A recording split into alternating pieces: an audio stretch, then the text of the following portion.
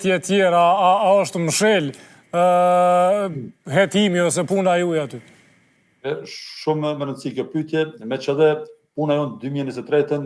i bie që ne jemi rikthyer lokacionin Beshtazhen. Me sa aktualisht do të presim të përfundojnë tërësi ky procesi i identifikimit gjitha mostrat që janë dërguar për analizë ADN-s dhe pastaj bashkë me kolegët edhe të komisionit, po edhe kolegë nga drejtoria e policisë për hetimin e rikimit të rrugës dhe kolegë nga Instituti Mjekësisë, gjithsesi me mbështetje të partnerëve ndërkombëtar, do të bëjmë një lloj rivlerësimi, një lloj rianalize pa përjashtu mundësinë nëse duhet të kthehemi në lokacionin. A ju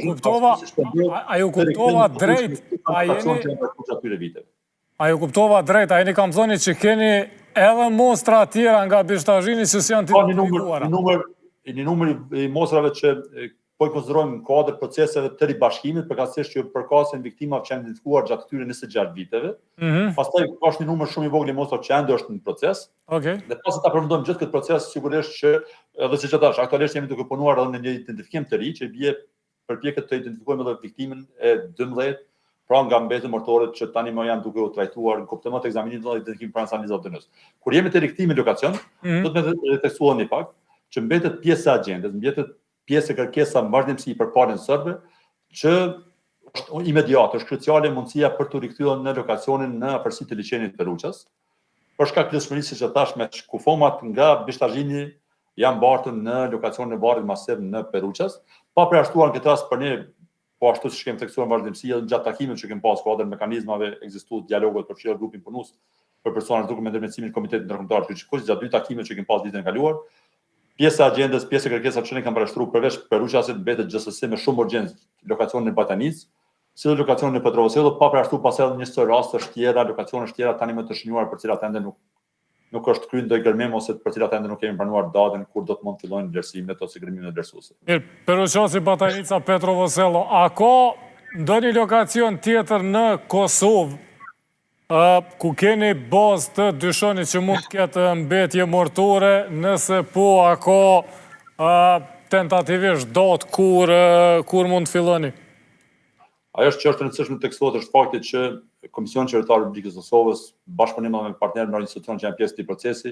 do të vazhdojë të mbetet shembull në rajon dhe me gjerë për trajtimin e çdo informanti që do të mund të kontribuojë në zgjidhjen e cilit do rast personave të duhur. Në territorin e Republikës së Kosovës pa dashur asnjëherë me interpretuar këtë proces terma statistikor, janë më shumë se 2800 lokacione të trajtuara në kuptim gërmimit ose në kuptim të vlerësimit, që i bie pothuajse çdo 4 km2 kemi pasur një lokacion. Megjithatë çdo informacion që pranojmë sigurisht adresohet me shumë prioritet. Gjatë vitit 2024 kemi pasur më shumë se 33 operacione fushore, për cilat kanë qenë diku 23 lokacione të adresuara që ndërlidhen direkt me procesin e ndryshimit të fatit dhe vendosjes personazh të duhur. Gjatë vitit 2025 deri më tani kemi kryer gërmimet në 3 lokacione. Kemi filluar në lokacion në komunën e Malishevës, pastaj një rast që kemi adresuar si rast kuadër keq identifikime të mosshme në komunën e Prishtinës përkatësisht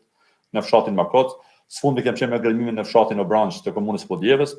Sigurisht që shumë shpejt besoj javën e ardhshme do të rikthehemi në lokacionin e Obranç, do të rikthehemi në lokacionin e Varrezave të qytetit të Prishtinës në lagjin e Arbëria,